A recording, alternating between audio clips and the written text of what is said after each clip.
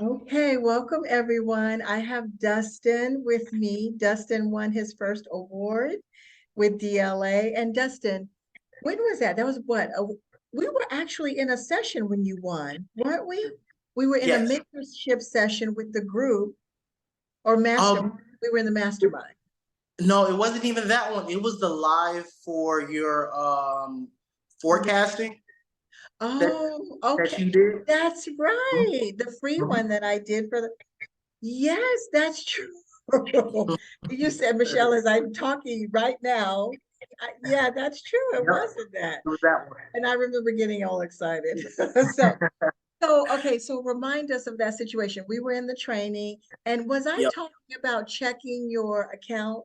You were walking us through, and I was a little confused, and someone said something in the chat, and so when I logged in and looked, I just seen that I won. Yeah, And so and this was just on, I just logged into Dibbs just to go through the motions with you live. But right.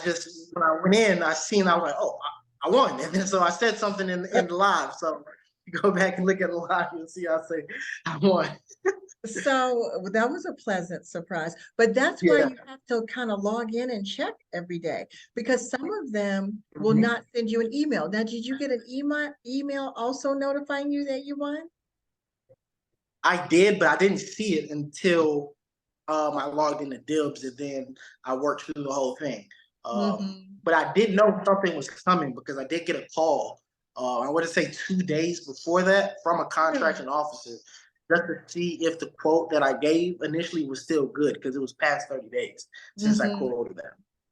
Yeah, and this is why some people complain about this, and I get it. But that's why I try to teach you guys about what's going on behind the scenes with the contracting officers. Not like I Mhm. know them, but I just know their behaviors and what they mean. You know, when we put out the bids and they're just sitting there, sometimes it does take 2 weeks, but you could get an award from one contracting officer about one product, and then the other one's just sitting there. They have it's not that they have their own timelines, it really depends on what's going on. It could be maybe it's urgent, maybe it's not. You know, some of these you could get, I, I've had ones where I've had up to 150 days to deliver. You don't have to wait that long, Wow. but Mhm, it mhm. just really depends on what's going on with the users that actually need it. So, how did you feel when you won? Could you believe it? I couldn't. I couldn't. I had to like double check to make sure. I was like, because I've been working. I think I got in your course about a year Mm, ago from now. So I've been really? working through. And Yes. when you stuck So with it though. And then yeah. you and I had our first one-on-one because you got the letter. Mm-hmm. The letter. The letter. Now, I Yeah.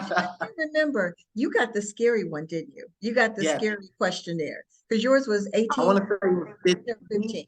15 questions. Mm-hmm. Yeah, yeah. And so, I mean, this is a perfect example of what happens when you stick with it. And so Dustin and I walked through the answers. So for those of you that don't know, sometimes not everybody gets one.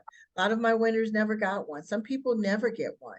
But Mm-hmm. it's like a random thing, but it feels like you're being targeted when you're Mm-hmm. about to win. Did you feel you were about to win something, or what was happening with you when you got that letter?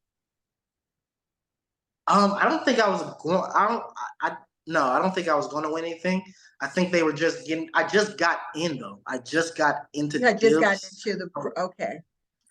I got delayed with the postcard as well to initially get in after registering. Um, I don't if the mail was delayed, so I requested it. Another one be sent, and then the first one that they originally sent came in like 2 days after I requested it, so I had to wait another 14 days. Yeah, And because so it then you seemed couldn't like, use that one, right? You could not use that one because yeah, they generated a new one. exactly.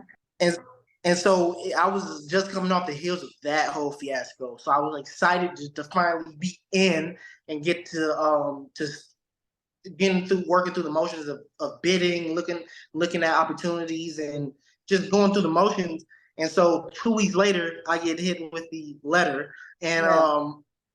to be honest, I didn't know how to react because it was so long. It was so many questions that, and then some of the questions, like a good amount of the questions were easy to answer, but then there were questions where I had no idea how to answer. So of course I Yeah. came to you.